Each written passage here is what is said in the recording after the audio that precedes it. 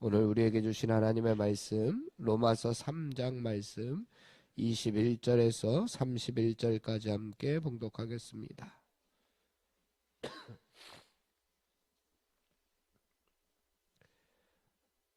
3장 21절에서 31절까지 함께 봉독합니다. 이제는 율법 외에 하나님의 한 의가 나타났으니 율법과 선지자들에게 증거를 받은 것이라. 곧 예수 그리스도를 믿음으로 말미암아 모든 믿는 자에게 미치는 하나님의 의니 차별이 없느니라. 모든 사람이 죄를 범하였음에 하나님의 영광에 이르지 못하더니 그리스도 예수 안에 있는 속량으로 말미암아 하나님의 은혜로 값없이 의롭다 하심을 얻은 자 되었느니라. 이 예수를 하나님이 그의 피로써 믿음으로 말미암는 화목제물로 세우셨으니 이는 하나님께서 길이 참으시는 중에 전에 지은 죄를 간과하심으로 자기의 의로우심을 나타내려 하심이니 곧 이때에 자기의 의로우심을 나타내사 자기도 의로우시며 또한 예수 믿는 자를 의롭다 하려 하심이라. 그런즉 자랑할 때가 어디나 있을 수가 없느니라. 무슨 법으로냐 행위로냐 아니라 오직 믿음의 법으로니라. 그러므로 사람이 의롭다 하심을 얻는 것은 율법의 행위에 있지 않고 믿음으로 되는 줄 우리가 인정하노라. 하나님은 다만 유대인의 하나님이시냐 또한 이방인의 하나님은 아니시냐. 진실로 이방인의 하나님도 되시느니라. 할례자도 믿음으로 말미암아 또한 무할례자도 믿음으로 말미암아 의롭다 하실 하나님은 한 분이시니라. 그런즉 우리가 믿음으로 말미암아 율법을 파괴하느냐? 그럴 수 없느니라. 도리어 율법을 굳게 세우느니라. 아멘. 오늘 말씀은 지난주에 목사님께서 주일에 설교하신 본문 말씀이기도 합니다. 오늘 말씀의 시작을 그러나 이제는 율법 외에 이렇게 시작을 합니다. 그래서 구약의 율법이 필요하냐 필요하지 않느냐 했을 때에 필요 없다는 그러한 얘기는 분명히 아닐 겁니다. 율법 외에 다른 무언가도 있는데 그 무엇인가가 하나님의 한 의가 나타났다 이렇게 이야기할 수가 있습니다. 다만 율법만으로는 구원을 받을 수 없다라고 하는 것이 오늘의 말씀입니다. 어제 살펴본 20절의 말씀을 보면은 율법이 왜 필요한지에 대해서도 설명을 했습니다. 율법의 기능이 나오는데 율법으로는 죄를 깨달음이니라 라고 하는 것이 20절 말씀에 분명히 있습니다. 그래서 율법을 통해서 우리는 죄를 깨닫게 됩니다. 율법이 없으면 우리가 죄를 깨닫지 못하니 율법도 분명히 필요합니다. 우리가 누구입니까? 우리는 다들 거룩하신 하나님 앞에 나아갈 수 없는 그러한 죄인들입니다. 완전하신 하나님께 나아간다면 우리는 사형 선고를 받을 수밖에 없는 그러한 죄인들입니다. 그래서 율법을 통하여 우리는 하나님을 두려워하는 마음을 가지게 됩니다. 내가 율법을 통하여 죄를 깨닫게 되고 거룩하신 하나님 앞에 나아갈 수 없는 죄인이구나. 그 하나님께 두려움을 갖게 됩니다. 그래서 나는 죄인이기 때문에 하나님의 자녀로서 하나님 나라 백성으로서 어떻게 살아가야 할 것인지 표본을 보여주는 것이 바로 율법입니다. 그러니 율법도 필요 없는 것이 아니라 필요합니다. 그러나 중요한 것은 율법의 의로 구원받는 것이 아닙니다. 오늘 말씀에서 강조하는 것은 하나님의 한 의가 나타났다. 그러니 하나님의 의가 나타났으니 그 하나님의 의를 믿어야 된다. 따라야 된다라고 강조하고 있습니다.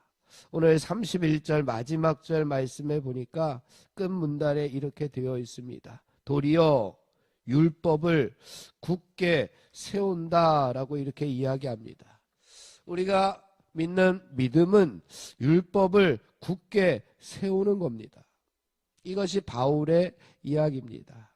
예수님께서도 그런 말씀을 하셨습니다. 내가 율법을 폐하러 온 것이 아니라 율법을 완성하러 오셨다라고 말씀하셨습니다. 바울도 오늘 도리어 율법을 굳게 세운다라고 이렇게 이야기합니다.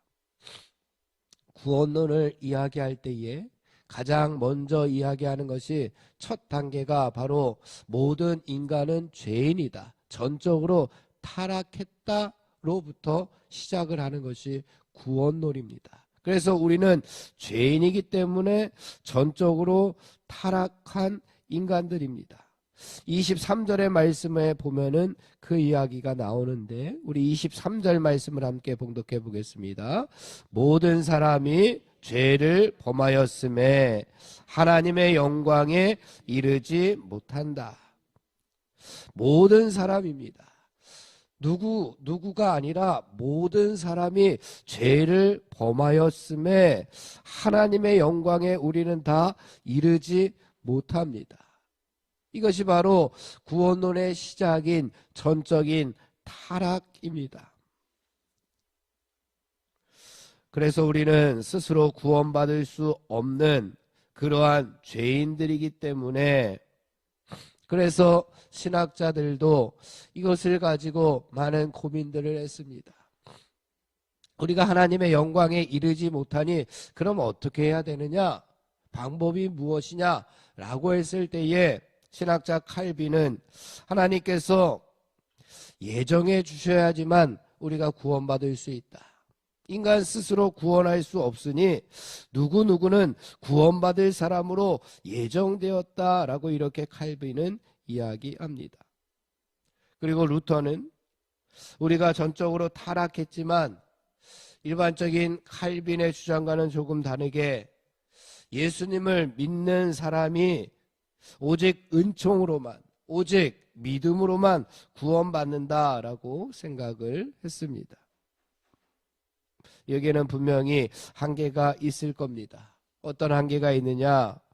우리는 믿는 사람으로 믿음의 색깔이 계속해서 나와야 한다라고 하는 것이 오늘 바울의 이야기일지 모릅니다. 그러한 믿음이 어떠한 믿음이냐? 그 위에 22절의 말씀에 보니까 이렇게 말씀합니다. 곧 예수 그리스도를 믿음으로 말미암아. 어떤 믿음이냐? 예수 그리스도 믿음입니다. 여기서 번역을 늘 예수 그리스도를 믿어야 된다라고 했는데 원문에는 이것이 소유격으로 되어 있습니다. 그래서 예수 그리스도의 믿음으로 말미암아라고 이렇게 번역을 해주는 것이 더 좋을 것 같습니다. 예수 그리스도의 믿음으로 말미암아 모든 믿는 자에게 미치는 하나님의 의다. 그것이 차별이 없다. 차별이 없는 하나님의 의가 나타났는데 그 의를 예수 그리스도의 믿음을 통해서 들어와야 된다라고 말씀하고 있습니다. 우리의 믿음이 어떤 믿음이 되어야 되느냐? 예수 그리스도의 믿음이 되어야 된다는 겁니다. 예수님을 믿는다고 하면서 예수님과 똑같은 믿음의 색깔이 나오지 않는다면 그것은 분명 문제가 있습니다. 복사를 했는데 다른 모습이 나오거나 다른 글씨가 복사가 되어서 나오면 우리는 예수님을 믿는다고 말을 하면서도 예수님의 믿음으로 살아가는 사람은 아닐 겁니다. 그래서 22절의 말씀에 모든 믿는 자에게 차별이 없다라고 했는데 여기서 바울은 이 모든 믿는, 이 믿는을 현재 분사형으로 사용하고 있습니다. 과거형이 아닙니다. 과거형이라고 한다면 한번 믿음으로 말미암아 끝나버리고 맙니다. 그러나 우리의 믿음의 색깔은 한번 영접하면 끝나버리는 것이 아니라, 한번 하나님께서 예정하시면 끝나버리는 것이 아니라 지금도 계속해서 믿고 있는지가 중요하다라고 하는 말씀입니다. 그래서 26절에 보게 되면은 중간 부분에 또한 예수 믿는 자를 의롭다 하려 하심이라 라고 하는 표현이 나옵니다. 예수 믿는 자를 현재 예수 그리스도의 믿음으로 살아가고 있는 사람이 되어야 된다라고 하는 겁니다.